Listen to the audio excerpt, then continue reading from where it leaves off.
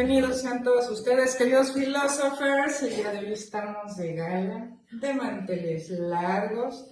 La recibimos a nuestra invitada con fanfarrias, porque tenemos a una súper invitada, Alicia Guzmán, una periodista digital con una trayectoria impresionante, que ha trabajado en medios como Reforma, Excelsior, Reporte Índigo, fue directora editorial de National Geographic en español, ha sido jurado del Premio Nacional de Periodismo y lleva más de 17 años formando a nuevos periodistas en la Universidad Iberoamericana. Además es experta en comunicación digital y ha investigado el impacto de Internet en el periodismo. Alicia, muchas gracias. Muchísimas gracias por estar aquí. Gracias a ti por la invitación. Me da mucho gusto tener un espacio para compartir pues, esto que tú mencionas como experiencias.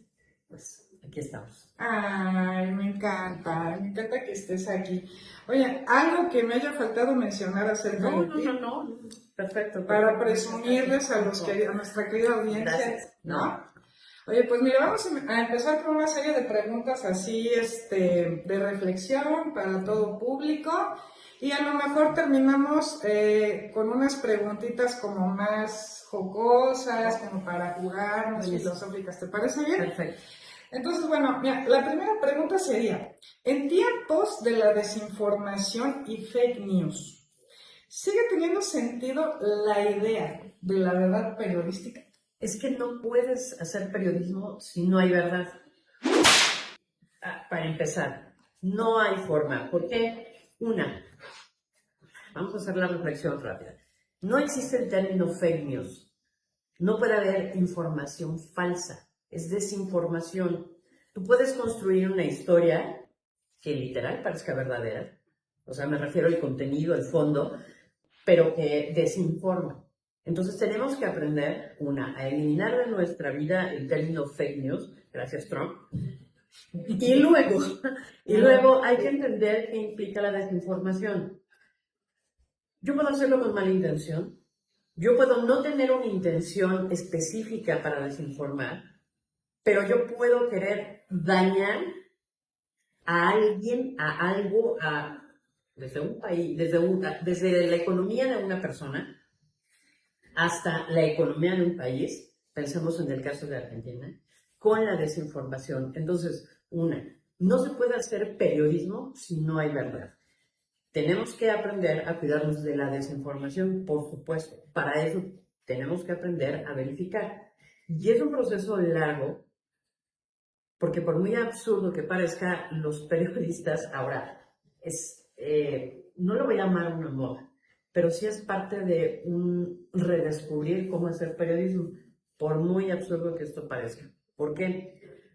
Porque a mí, desde que tengo memoria en la profesión, me dijeron que tenía que verificar mis fuentes y que no podía publicar si yo no había verificado.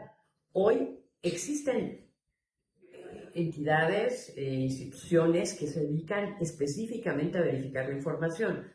¿Por qué? Porque resulta que hubo en su momento muchos periodistas que decidieron irse por la libre y no verificar. Un caso así que me venga a la cabeza, Genaro Villamil, cuando todavía trabajaba en proceso, decidió, ¿por qué no? Encontró unas facturas en redes sociales, hizo una nota y bueno, muchas gracias por participar. O sea, nunca verificó si esas facturas que había encontrado supuestamente eran del caso, o sea, qué casualidad que aparecieron de repente y que las encontró y tal. Y entonces, pues imagínate el descrédito también para el medio, no solamente para el periodista, también para el medio. Es importante por eso la verificación. Entonces, si no hay verdad, no podemos hacer periodismo. Qué genial, qué buen concepto. Después de tantos años, creo que ya por lo menos a mí me queda muy claro. Y tengo que decirlo. Como parte de las iniciativas de Google para los periodistas, en algún punto me topé con alguien que casualmente ya me conocía de años de trabajo y nos invitó a hacer una certificación como docente, no solo a mí en Latinoamérica, a través de dos organizaciones, una que está en Argentina que se llama Chequeado y una en México que se llama Verificado.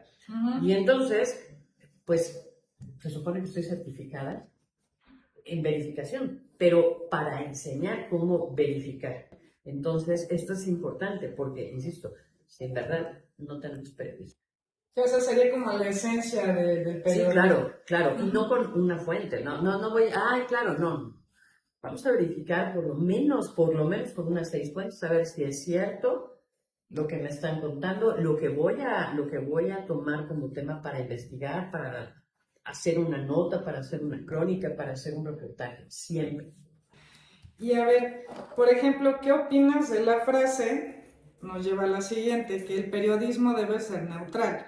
¿Es mito o aspiración legítima?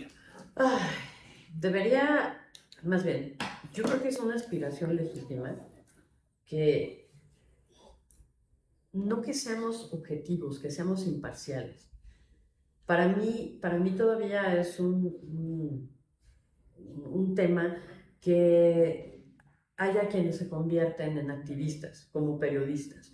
Yo entiendo que cuando estás investigando a profundidad un tema, puedes involucrarte con las personas con las que estás hablando, volverte en cierta forma parte de esa comunidad. ¿Por qué? Porque estás ahí todo el tiempo. Pero no me imagino no teniendo la visión desde fuera para contar la historia. Es decir, si yo me involucro a tal grado que pierdo esa capacidad para contar la historia, sí, claro, ya soy parte de ella, pero entonces, ¿cómo voy a mostrarle a la sociedad algo que probablemente estando dentro no vea? A ver, pongamos el ejemplo. Cuando nos da ceguera de taller, ¿qué pasa? Sencillo, ya no vemos los errores. Tú tienes que darle tu texto a alguien más para que lo revise y te encuentre eso que tú ya no estás viendo. A mí me parece que en el periodismo a veces pasa eso, que dejamos de ver las cosas estando dentro del problema. Tenemos que tomar una distancia justamente para eso, lo cual implica que dejes de ser persona, ser humano, que te importe lo que está sucediendo. Por algo lo estás contando. Pero sí creo que debe existir todavía esta sana distancia, lo cual implicaría que esto es imparcial, que yo te voy a contar la historia como periodista, no como alguien involucrado en el tema. Y a ver, siguiente pregunta. ¿Has sido testigo de la migración del periodismo en papel, o sea, en papel Sí, físico, sí, sí, sí. hasta la era digital? Vaya, ¿qué sentiste que fue lo que cambió? O sea, creo que la pregunta es obvia, pero seguramente tú nos debes de Es que comentar más cosas. es muy curioso. Yo, a pesar de mi edad, yo soy nativa digital. O sea, yo aprendí a hacer periodismo en la universidad, tengo que decirlo, tuve 2 grandes profesores, pero desde ese momento yo me enfoqué en Internet.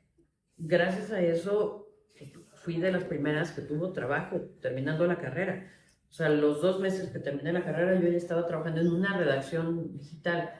El asunto es que para mí siempre tiene, o sea, por lo menos en este momento, siempre tiene que ir de la mano. Pero no se trata de transcribir lo que tú haces en el impreso en digital. Tú tienes que pensar específicamente cómo comunicar en cada uno. Por ejemplo, ahora que hablabas de National Geographic, a ver, tienes una revista con 100 y pico de años de historia, con textos larguísimos. Si tú bajas eso tal cual a digital, nadie lo va a leer, absolutamente nadie. ¿Por qué? Porque estamos acostumbrados a estar y dale, dale, dale, dale, todo el tiempo. Y eso no significa, y qué bueno que lo mencionas, porque además es parte de romper un mito. He participado en muchos foros de periodismo digital desde hace muchos años. Y hay una crítica hacia los jóvenes específicamente. No leen, no leen, no leen. No es cierto. Aprendieron a leer de otra manera. en realidad nosotros también ya aprendimos a leer de otra manera al estar scrolleando. Entonces, regreso al punto. Si yo bajara uno de esos grandes textos a digital, la gente no lo va a leer. ¿Por qué? Porque ya la mitad pues, ya se cansó. A ver, hay personas locas como yo que ya le cuesta trabajo leer el impreso. Sí, es verdad. Me quedo dormida. Ahora compro libros Ay, yo prefiero lo digitales. impreso. Entonces, pero es por todo lo que ha hecho a lo largo de estos 20 tantos años. Ajá. Pero eso no significa que los demás lo hagan, ¿sabes? Sí. O sea, para mí ha sido pues, un aprendizaje también a reaprender a leer. Y entonces, el tema es que han ido caminando y en las redacciones, en las grandes redacciones, a veces se les olvida la importancia digital. Y entonces siguen bajando el contenido. O hacen notas basura. No voy a mencionar medios porque me parece incorrecto, pero me parece que en esta loca carrera por ganar la nota, a la gente se le olvida que lo que necesita la gente es entender por qué está sucediendo algo. Entonces, digital, su función tendría que ser esa. En este momento, por lo menos en México, mientras sigamos teniendo periódicos impresos, que voy a trabajar en digital, voy a buscar explicarle a la gente que está buscando la nota, lo que está sucediendo en ese momento, le voy a explicar.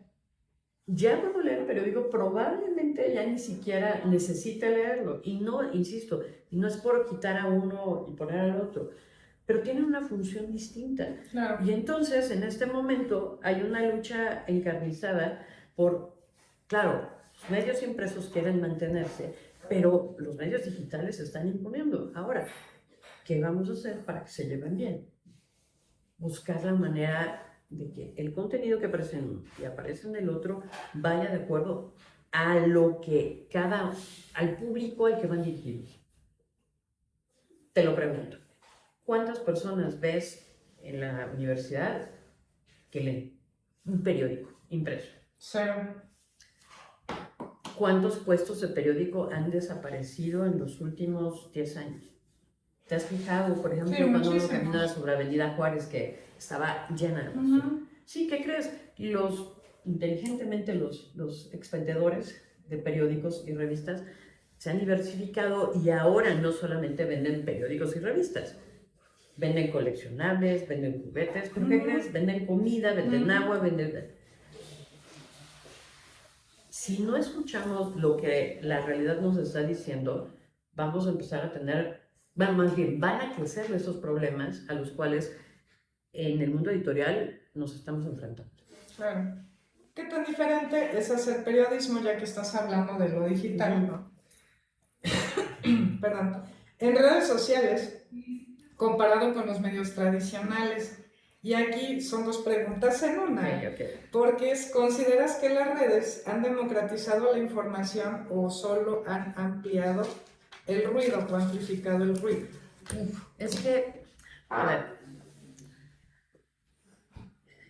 es que no haces periodismo desde las redes sociales. Tú amplificas la información o deberías amplificar la información a través de las redes sociales. Es decir, tiene que ser una herramienta. Hay medios, particularmente estos últimos meses he descubierto medios que ya no tienen un sitio web, por ejemplo. Y entonces utilizan las redes sociales para que la gente se entere qué están haciendo. Y vayan, por ejemplo, a suscribirse a un newsletter, que obviamente te cuesta. Y el tema es que todo el mundo sigue pensando que la información en Internet, bueno, no todo el mundo, pero mucha gente piensa que la información en Internet no debería costar. ¿Y qué? ¿Los periodistas digitales no comemos o sí, cómo? exacto. O sea, si tú pagas 89 pesos por una revista, ¿por qué no quieres pagar 89 pesos por una suscripción a un medio digital? Es lo que te gastas en un café. O hasta más en un café. Sí. Pero, ¿a qué voy? Las redes sociales tienen que ser una herramienta que acompañe lo que estás trabajando. Por ejemplo, mis alumnos están trabajando en un proyecto para relanzar un medio que creamos en clase hace muchos años y lo van a relanzar. Entonces, ¿qué están haciendo? Después de un par de meses, al parecer estaban perdidos. ¿Cómo? En tanto tiempo y le dimos la vuelta al sitio y lo tratamos de rediseñar. No. Por fin encontraron que era el camino para que la gente llegue al sitio web. Si quiere leer la historia completa, la va a leer ahí. Pero entonces, ¿para qué me van a servir las redes sociales? Porque tengo que utilizar herramientas del marketing para poder vender la información. Es decir, yo puedo hacer transmedia y trabajar para cada una de las plataformas el contenido. No voy a subir el mismo video a YouTube que el que estoy subiendo a TikTok o la historia que voy a subir a Instagram. ¿Por qué? Por los tiempos, por el formato, por lo que tú quieres. Bueno, piensa en eso y dime, ¿cómo voy a editar, tú que haces videos, cómo voy a editar para cada una de esas plataformas? Pero tengo que contar la misma historia, pero tengo que hacer un 360 para que entonces en todas esas plataformas yo pueda contar la misma historia y de alguna manera, si la gente quiere leer o enterarse de más, va a ir al sitio web o se va a suscribir a tu newsletter. Entonces, te tienen que servir como herramientas, más allá de pensar que son simplemente un megáfono para amplificar. No, son herramientas que te van a servir para que cualquier público, que obviamente tienes que conocer a ese público para venderle ahí ese pedacito de información, pero para que amplifique lo que tienes. ¿Qué ha sucedido? Que mucha gente piensa que solo a través de las redes sociales lo va a lograr. No. O que simplemente avientan un link en redes sociales y ya la gente va a ir a leer. No, tampoco funciona así. La gente está buscando otras cosas y cada vez somos más visuales. O sea, no es que hayamos dejado de leer, pero tú, por ejemplo, estás en Next y estás pum, pum, pum, y de repente encuentras algo que te llama la atención. ¿Qué es? Una imagen. Los seres humanos somos visuales. Entonces, ¿qué haces? Te detienes en la cosa que tiene una imagen. Tiene un video cortito, ya sabemos los tiempos de cada red social. Y entonces, ¿qué haces? También te pongo el link para que tú vayas a la nota. Si quieres leer bien, pero si no, ya te informé. Y esa es la mayor chamba que tenemos los periodistas ahora. Tenemos que saber cómo comunicar, cómo difundir la información utilizando todas las herramientas posibles, tomando en cuenta el público, tomando en cuenta los tiempos, los tiempos de la gente. Y entonces puede ser que puedas tener un mayor impacto porque estás abarcando más medios, haciendo diferenciaciones en lo que le estás presentando, pero de todas maneras les estás contando esa historia. Qué padre. Ay, ya decía yo que tenía que entrevistarte. Y ahora vamos a pasar a Natia, ¿ok? Como editora de National Geographic en España, ¿cómo manejabas precisamente esa tensión entre rigor periodístico y la necesidad de clics en el mundo digital? Mira, Nat Geo tiene una ventaja que probablemente no tienen otros medios. La información parte de una matriz, es decir, la revista madre, la que está en Estados Unidos.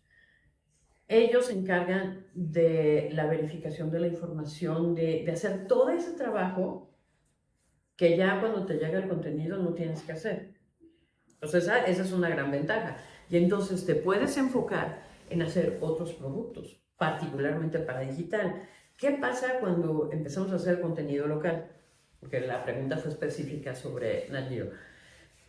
¿Qué pasó en ese momento? Bueno, pues tú buscas que haya un investigador, un académico, alguien que tenga valía.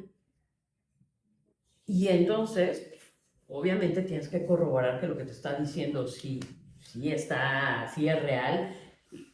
y sobre todo porque tienes que complementar lo que te dice, si no, solo sería una entrevista.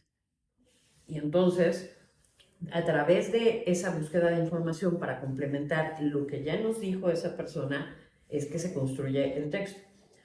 No es fácil porque cada uno de esos textos locales tiene que estar a la altura de los textos que te envían. Ahora, honestamente, no recuerdo, o sea, yo no conocí a la persona que se encargaba de la verificación. Pero yo esperaría que si tú vas a hacer, o sea, porque si hay investigadores, que eso es muy distinto. Una persona, por ejemplo, publicamos en enero, no, en noviembre, porque en diciembre es un especial de lo mejor del mundo. En noviembre se publicó una nueva investigación sobre el Homo sapiens y lo que se ha descubierto a lo largo de los últimos años. Curiosamente salió una revista hace 20 y pico de años o menos sobre el mismo tema. Y que, o sea, yo pensaría que para ese proceso, o sea, para llegar a esta, además hicieron una reconstrucción. La portada es la reconstrucción de un Homo sapiens. Pero bueno, no, uno de ellos, pues. Pero imagínate cuánto tienes que investigar, cuánto tiempo se lleva un texto de esa envergadura para que tú lo puedas presentar y además esté avalado. La ventaja que tiene una revista como National Geographic es que tú lo vas a avalar con académicos, con científicos, con investigadores. Tú vas a ir a preguntarle a ellos que corroboren toda la información que tú ya investigaste. Cada uno de esos textos está armado por alguien que se ha especializado en ese tema. O sea, en el periodismo sería en esa fuente. La diferencia es que Nat Geo es una revista de divulgación, no hace periodismo. Y entonces no es porque no vayas a verificar, sino tu manera de verificar la información es esa. O sea, tú vas y buscas a la fuente para que te cuente. Por ejemplo, se publicó, fue una exclusiva, la reapertura de Notre Dame. Y entonces se buscó a la persona que hizo la reconstrucción, que dirigió. O sea, después de que se quemó. Ajá. Para la apertura ahora son 2 meses. Bueno, pues el punto es ese. O sea, tú vas a buscar a la fuente primaria para que te cuente y te diga, ah, pues sí, mira, hicimos esto y contratamos a tales personas, y mira, hay un arquitecto que es especialista en no sé qué, y un curador de arte, que bla, bla, o sea, ¿sabes? Pero porque entonces ya tienes esa fuente primaria. En el periodismo, normalmente no sucede así. La divulgación tiene esa particularidad. Puedes ir a hablar con el académico, con el científico, y que te cuente. Pero cuando estás haciendo periodismo, pensemos en algo, una muestra de Uchitlán. ¿Con quién vas a ir para que te dé la información? ¿Con la fiscalía? ¿Vas a ir con las madres buscadoras? ¿Vas a ir con la fiscalía del estado? ¿Sabes? O sea, ¿con quién vas a ir para que te dé la información que necesitas? Si ya hasta las pruebas se alteraron por la entrada de los medios y de influencers y demás que hicieron la semana pasada. O sea, todos los que se metieron sí. Hacia revocar. Sí. Entonces, imagínate, ¿cómo conservas toda esa información que tenías ahí y que lo primero que tuvo que haber sucedido era que pusieran sus banderitas, la gente no pudiera pasar y solo observar? O sea, convertimos una tragedia y una nota en un show mediático. Tristemente. Pero además de eso, rompiste la cadena de custodia. ¿Y ahora cómo voy a investigar al respecto? Entonces, las cosas a veces son más complicadas de lo que parece cuando estás investigando. Y, por ejemplo, ¿qué impacto ha tenido la inteligencia artificial en el periodismo? Y si crees que en algún punto podría reemplazar a los humanos. Mira, tenemos muchos años utilizando inteligencia artificial y a mí me da mucha risa cuando de repente me empiezan a decir, es que es mala. A ver, no. La tecnología no es mala, es el uso que le das. Y no solamente me refiero a la inteligencia artificial y específicamente al periodismo, no. tienes que aprenderla a usar a tu favor. No estoy diciendo con esto que la inteligencia artificial escriba todos los textos, porque bajo ninguna circunstancia va a tener el rigor, ni va a poder entrevistar, ni va a poder hacer todas estas cosas. Igual algún día, espero muy lejano, haya un robot que le metan un chip que diga, ah, yo soy periodista y voy a hacer todas estas cosas. Cuando tú estás haciendo una entrevista, por ejemplo, durante la charla te van surgiendo ideas. Y puede ser que tú tengas tu guión, como tú lo tienes en este momento, pero durante la plática te surgen otras ideas. Y entonces lo compartes con la persona con la que estás hablando. ¿Qué pasaría si una inteligencia artificial hace una entrevista? ¿Tú crees que vaya a suceder lo mismo? No le hemos incluido eso todavía. ¿Sucederá en algún momento? Probablemente. Pero en ese momento no. Pero tampoco va a ponerse a investigar. A ver, pensemos. Si tú le metes a ChatGPT, a Deep, una pregunta, ¿qué va a pasar? Te va a contestar con base en la información que un ser humano le metió. Y que puede tener errores, que puede ser desinformación, que, ¿sabes? Datos que no corresponden. Y entonces, no podemos, o sea, esa parte difícilmente, por lo menos yo lo veo en unos 50 años, la gente va a necesitar hacer periodismo.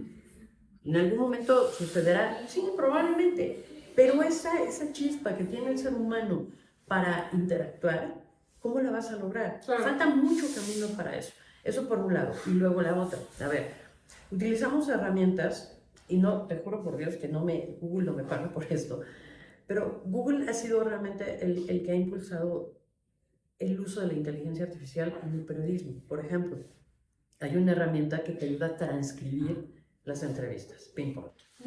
Hay otra que te ayuda con gráficos a traducir lo que estás haciendo. Y así, te puedo contar de más. Por ejemplo, para revisar las tendencias. Es que voy a buscar de qué escribir. Ok, Google Trend, entro y reviso. ¿Cuáles son las tendencias del día de hoy?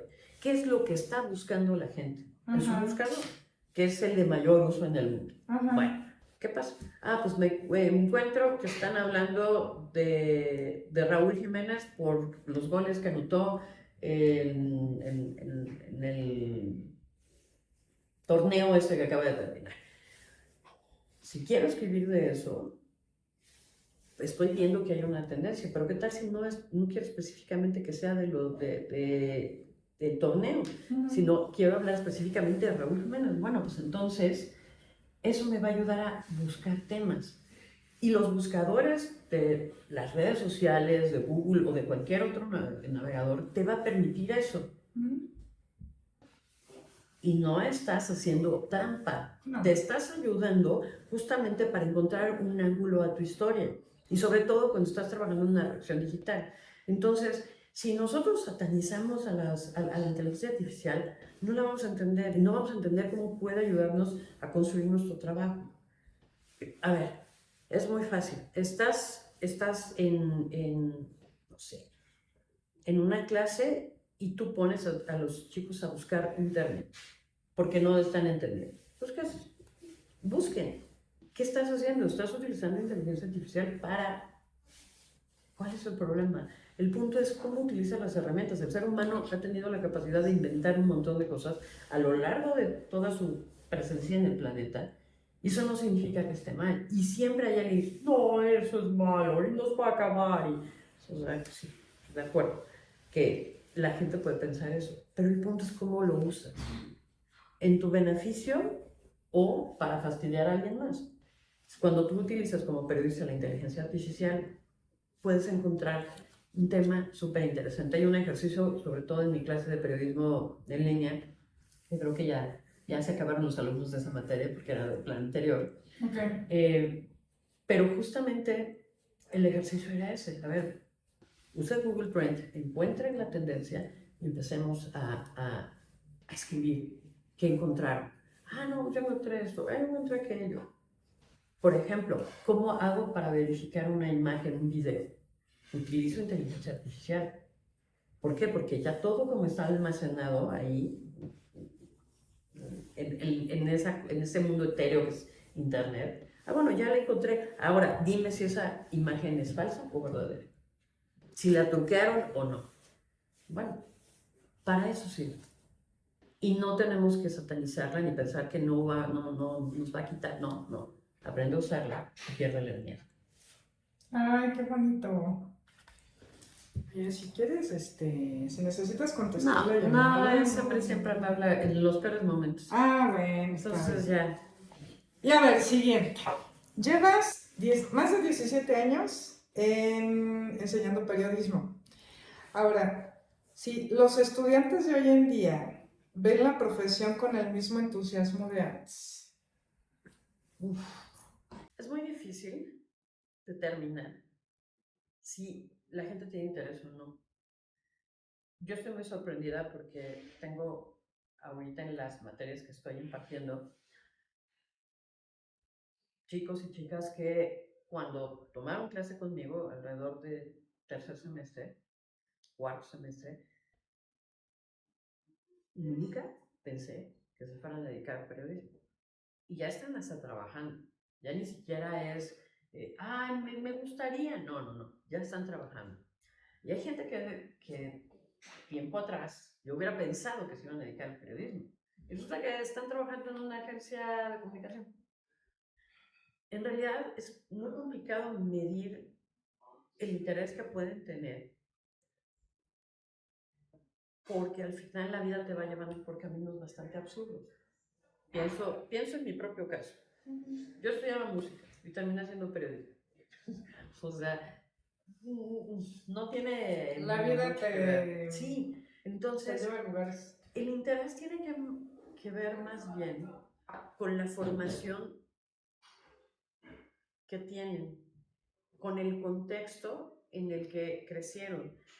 Por ejemplo, estos chicos, sus padres han tenido interés por estar informados y se los han compartido.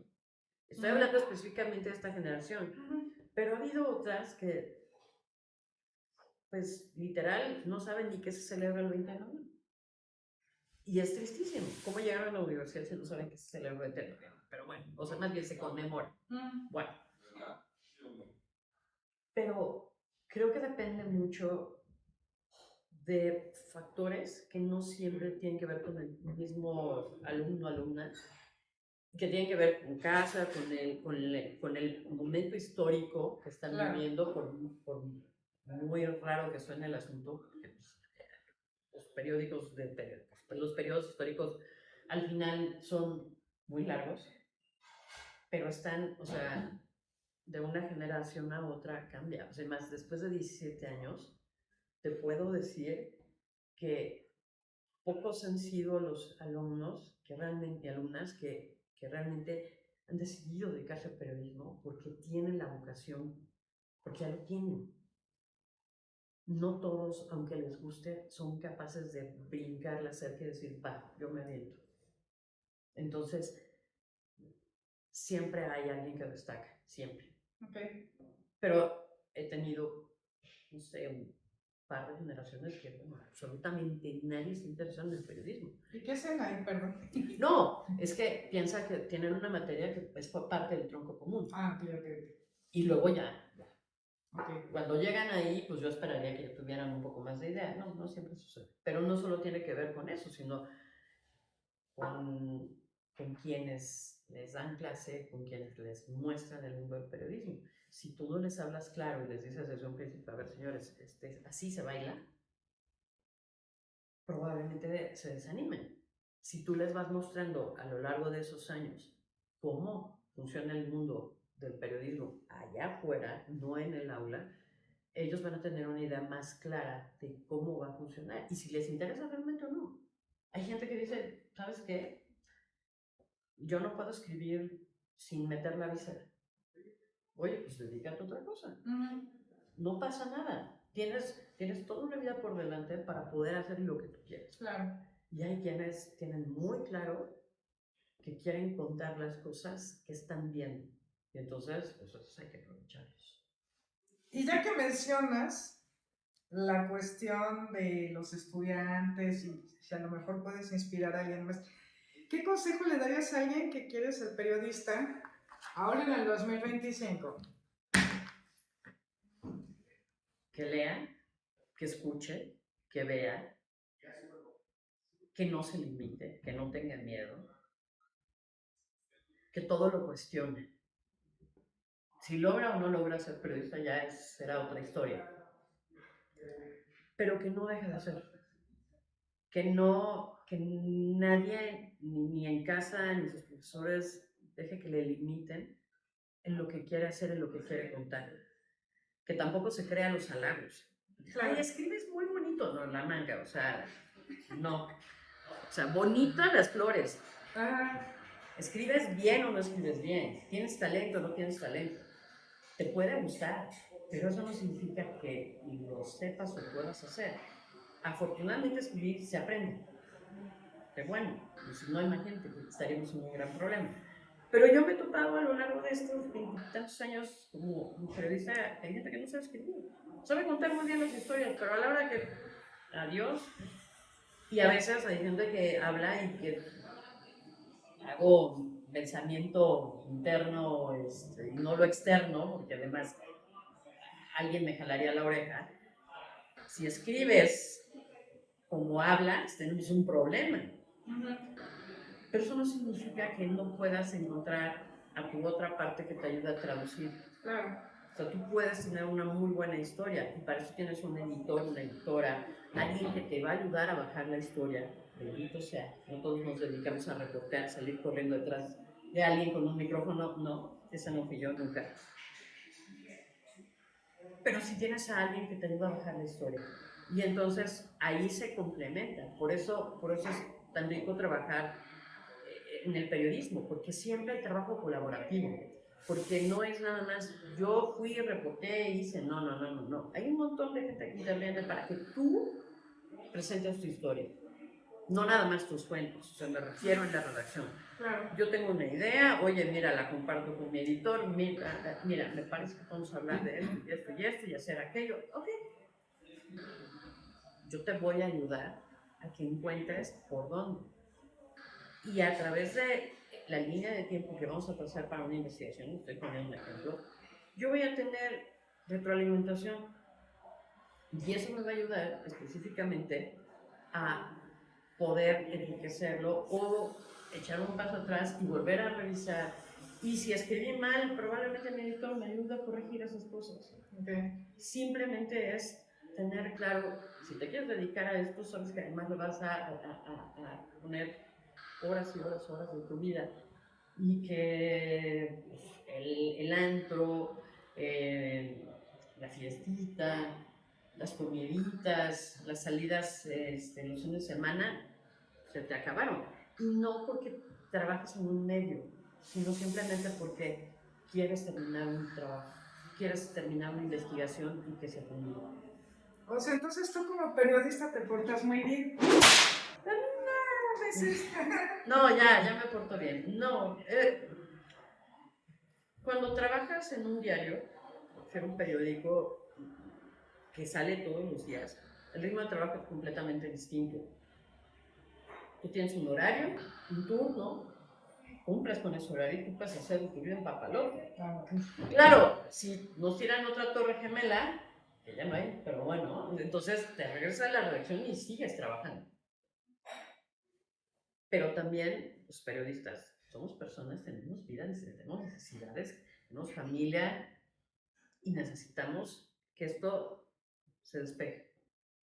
Porque si no, terminas, por eso viene el otro asunto, terminas involucrándote con las historias y entonces puedes perder la imparcialidad. No voy a hablar de objetividad porque el periodismo no puede ser objetivo en el estricto sentido. ¿Por qué? Porque lo hacemos personas. Y las personas, cada una tenemos un back, un contexto, y lo hablamos desde ahí. O sea, el ángulo que el reportero escoge para contar una historia es suyo. Ni nadie más, independientemente de que haya una línea y le diga, a ver, tenemos que hablar de estos temas en la mañanera. Ah, bueno, sí, señor. Pero yo lo voy a abordar desde donde estoy parada y voy a contarlo desde el contexto que tengo, con la información que tengo. Entonces, o sea, más o menos lo mismo. Si tú trabajas en un periódico, pues tu vida funciona de una manera. Si tú trabajas, por ejemplo, en mi caso, hasta unos de meses en una revista, tienes un periodo para editar, para revisar, para corregir, para buscar información, para armar la revista con el diseñador y para que se vaya a imprenta. Y tienes una semana cuando mucho de descanso porque todo el resto ya te pasaste en este proceso que te acabo de contar. En digital la cosa es completamente distinta. También puede ser que no tengas turno. Si hay poca gente, las redacciones digitales son pequeñitas, la mayoría. Y entonces, pues, ¿qué haces? Llega un punto que empiezas a las 7 de la mañana y que acabas a las 7 de la mañana del otro día. No. O sea, empiezas a las 7 de la mañana y eso de las 5 de la tarde decís muchas gracias, ya se acabó. Y si hay algo importante, siempre tienes que estar atento, pero no hay manera, no hay manera. O sea, sí, pero sí es importante tener claro esto. O sea, es un trabajo como cualquier otro que te apasiona y que implica retos importantes, pero eso no significa que tú tienes que abandonar tu vida por dedicarte a esto. Ok, buenísimo. Y vamos a ver, ya para ir cerrando de manera filosófica y un poco acá más jocosa, si tuvieras que elegir entre ser la directora de un medio de comunicación del siglo XVIII o en el año 2050, Sí, sí. ¿cuál elegirías? El de 2050. El de 2050. Sin dudarlo. Simplemente por la cantidad de recursos. No sabría, bueno, no sé si sabría qué hacer en ese momento, siglo XVIII, pero al final, imagínate que tú quieres contar una historia que sucedió en Japón, tú vives en España, ¿cuánto tiempo se va a tardar en llegar la información? Claro. ¿Y cuánto? O sea, sí, sí, sí. Y no es que no importara que nos enteráramos de las cosas, pero el tiempo corría de más de otra manera. Ni ir tan lejos. Piensa en esto. Lázaro Cárdenas, por ahí de la exploración petrolera, bla, bla. Imagínate que alguien va a ese gran evento en Chacal. El periodista que fue no tenía un celular, obviamente, estamos hablando del siglo pasado. ¿Cómo iba a mandar la información a la redacción? Si además estaba a la orilla del mar, en el puerto, y no había manera, es que el telégrafo, o tenía que esperar a regresar a su hotel, si llevaba máquina o si no llevaba máquina, si lograba escribir. sí, claro. Ajá. O si lograba conseguir un teléfono y empezar a dictar la nota. Imagínate cuánto tiempo pasaba. Entonces, el periodismo sigue un brinco, pero enorme durante el siglo XX, de poder contar de manera cuasi inmediata lo que estaba sucediendo a la primera parte del siglo XIX, imagínate el siglo XVIII, cómo eran las cosas. Ay, por eso en las películas, digamos, de los 80, 70, pasa algo y todos corren a los teléfonos públicos a marcar, claro, ¿no? Porque vas a hablar a la redacción Ajá. para contar la historia. Es cierto, no me quedo en cuenta eso. Sí. A ver, siguiente pregunta y penúltima. ¿Qué noticia te hubiera gustado cubrir en primera fila y por qué? Así, la que sea.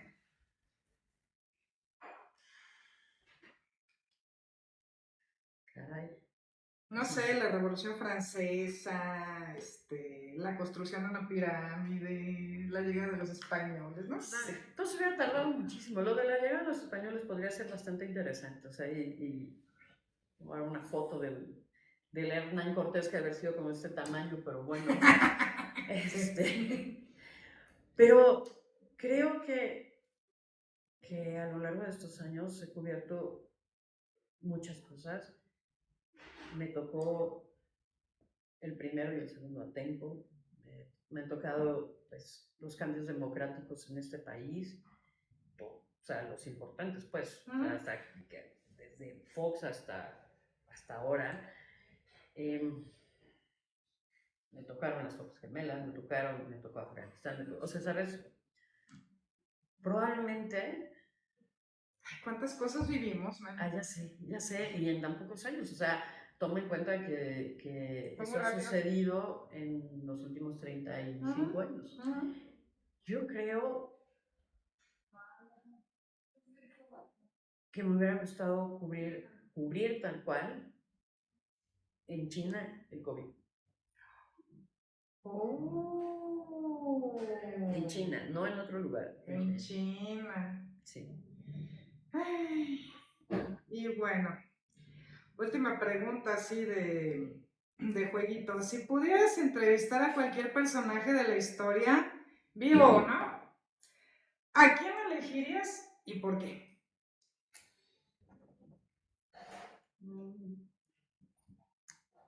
Te vas a reír. Me hubiera encantado entrevistar a George Michael y no hablar de su sexualidad. Hablar, tengo un compa de trabajo, trabajamos muchos años en Reforma, y a él también le gustaba la música que hacía George Michael. Y entonces decíamos que era un músico frustrado, porque todo el mundo se enfocaba a su sexualidad, a todos sus escándalos, y no a lo importante, y a un gran músico. Realmente me hubiera gustado entrevistarlo y ver su proceso creativo, conocerlo. Y es casualmente, yo me dediqué muchos años a la música y casualmente es de lo que menos escribo, de la música. Entonces, hubiera sido así como lo mejor que me pudiera pasar, entrevistar. No me esperaba esa respuesta.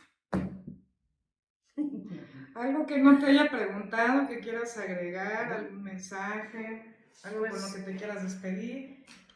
Sé que esto está dirigido a filósofos y me encanta la idea. A mí me gusta mucho la filosofía.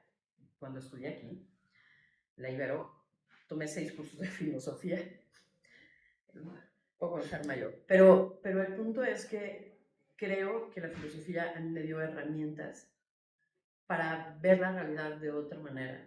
Tuve un compañero de trabajo, cuando trabajé en el gobierno de la ciudad, porque también he trabajado en gobierno, y él era filósofo y era el asesor de la secretaria de gobierno de ese momento.